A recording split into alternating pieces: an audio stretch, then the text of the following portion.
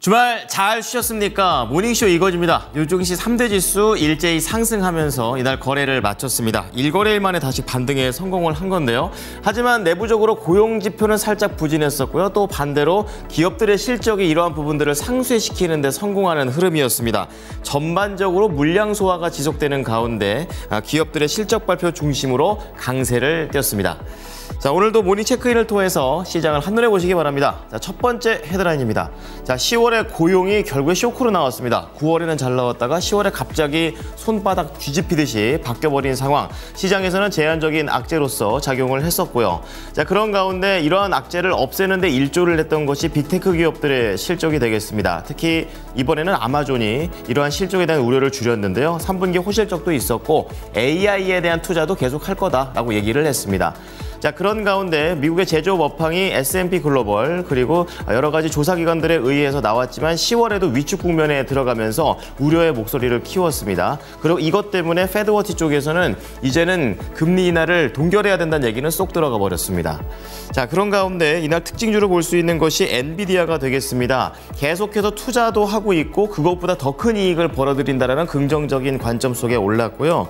이날 애플은 앞으로에 대한 기술에 대한 투자를 계속 해왔습니다. 하지만 시장에서는 당장 코앞의 실적 쪽에 포인트를 맞추면서 하락했습니다.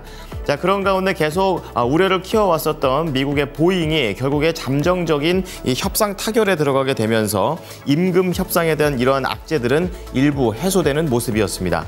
자, 그런 가운데 인텔 호실적으로 올랐습니다. 하지만 25년 만에 다우지수에서 편출됐다라는 불명예를 안게 되었습니다.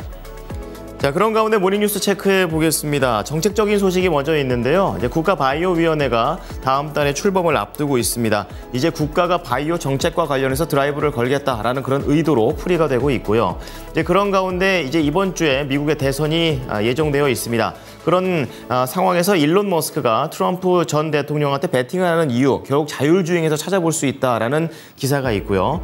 그리고 개별적으로는 동성 화인택이 있습니다. 4천억 원대의 수주 소식이 있습니다.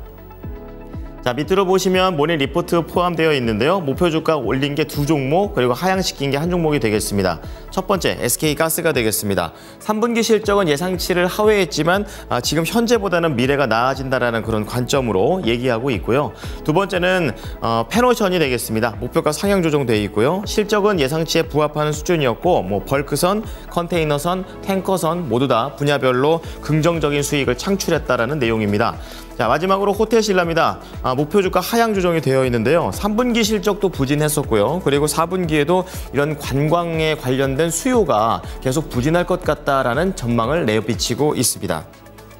자, 뉴욕 증시 3대 지수 체크를 해보겠습니다. 다우 지수가 0.6%, S&P 500 지수 0.4, 나스닥 지수 0.8%로 기술주가 조금 더 강세 흐름을 보여줬습니다.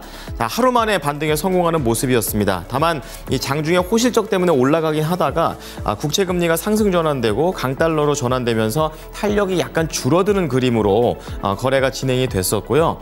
미국의 대선 이제 코앞에 있습니다. 여기에다 11월 FOMC까지 시장의 부담 요인이었다라는 점을 시사했습니다. 자, 첫 번째 헤드라인부터 보겠습니다. 경제 지표가 되겠는데요. 고용이 잘 안 나왔습니다. 10월 미국의 비농업 일자리가 전월 대비 12,000명 증가했다고 현지 시간 1일 발표를 했는데요. 팬데믹 여파로 고용이 대폭 감소했었던 지난 2020년 12월 이후에 3년 10개월 만에 가장 적은 고용 증가폭을 보였기 때문입니다. 여기에 다우존스가 집계한 전망치 11만 명도 큰 폭으로 밑돌았다는 것도 우려의 포인트였었고요. 앞서 9월은 강한 고용을 보였지만 한 달 만에 이렇게 고용 쇼크 수준의 증가폭을 기록하면서 고용 시장의 둔화와 경기 악화에 대한 우려가 다시 커질 것이다라는 그런 시장의 예상들이 있습니다. 다만 이렇게 갑자기 꺾였기 때문에 일각에서는 이런 확대 해석을 경계해야 한다라는 목소리도 나오는데요. 미국에서는 악재가 계속 있었죠. 이 대형 허리케인의 피해나 이 항공기 보잉의 이런 파업 같은 일시적인 요인들도 감안해야 된다라고 얘기하면서 팽팽한 의견 대립이 있었습니다. 자, 그런 가운데 이날 아마존의 호실적이 시장의 분위기를 긍정적으로 끌고 갔었는데요. 지금 예상치를 웃도는 3분기 실적을 냈습니다. 실적 보고서를 내서 매출은 1,588억 7,700만 달러, 우리나라 돈으로 220조가량 되는데요. 전년 대비 11% 상승한 수준이고 예상치를 상회했습니다. 주당 순이익 역시 예상치를 상회하면서 긍정적이었고요. 특히 클라우드 서비스인 아마존 웹 서비스 AWS가 영업이익을 주도한 것으로 나타났습니다. 다만 시장에서 이 스트리트 어카운트 쪽에 따른 예상치에 따르면 약간은 예상치를 밑돌고 성장폭이 1년 전보다 가파르긴 한데 경쟁 업체들 대비해서는 약간은 아쉽다라는 평가를 받았습니다. 자, 그리고 이것과 관련해서 아마존 CFO 측에서는 내년도 자본 지출을 대부분을 AI와 같은 기술 인프라에 더욱 투자할 것이다라고 얘기를 했습니다. 자, 마지막으로 경제지표 하나 더 보겠습니다. 제조업 업황인데요. ISM과 그리고 S&P 글로벌 두 군데에서 발표를 냈습니다. 우선 ISM부터 보시면 46.5포인트를 기록했다고 밝혔습니다. 예상치를 하회했고 9월보다도 악화된 수준이 되겠습니다. ISM 쪽에서는 미국의 제조업 활동이 올해 가장 낮은 수치를 보였다고 얘기하면서 직전월 비교했을 때 위축 속도가 더 빨라졌다는 점을 우려했습니다. 그리고 다른 기관인 S&P 글로벌 제조업 지수 역시 위축 국면을 가리켰는데요. S&P 500 측에서는 그 위축 국면이 4개월째 이어지면서 특히 상품 생산 영역이 실망스러웠다고 얘기를 했습니다.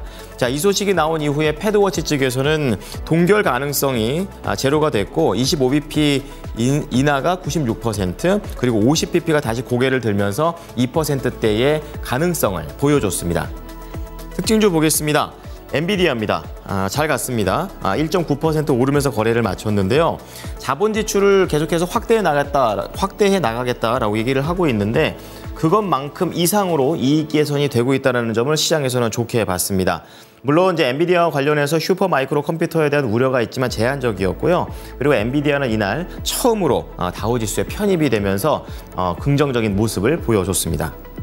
자, 다음은 애플 체크해 보겠습니다. 위성통신과 이미지 편집 관련된 기업들을 인수하게 되면서 향후 아이폰에 이러한 기술들을 넣겠다라고 얘기를 했습니다. 하지만 시장에서는 좀 냉정했습니다. 순이익이 좀 부진하고 서비스 매출이 부진하다라는 그런 실적에 집중을 하게 되면서 결국에는 하락 마감을 했습니다. 여기에 더해서 워런 버핏이 애플의 지분을 25% 추가적으로 감축한다는 내용 역시 악재가 됐습니다. 1.3% 하락한 222달러에 거래를 마쳤습니다. 자, 다음은 그동안 걱정을 계속 끼쳤었던 보잉입니다. 하루에도 수조 원대의 손실을 기록을 했었는데요. 임금 협상 때문이었습니다.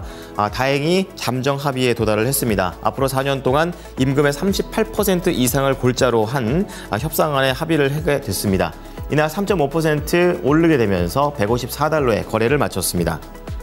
자, 여기 엔비디아가 있다면 또 반대편에 인텔이 있는데요. 인텔은 앞서 엔비디아하고 연결된 고리를 얘기하자면 지금 25년 만에 다우지수에서 편출됐습니다. 이게 무슨 내용이냐면 편출됐다는 것 자체가 소속 산업에서 대표할 수 없다라는 그런 얘기로 보시면 되겠고요.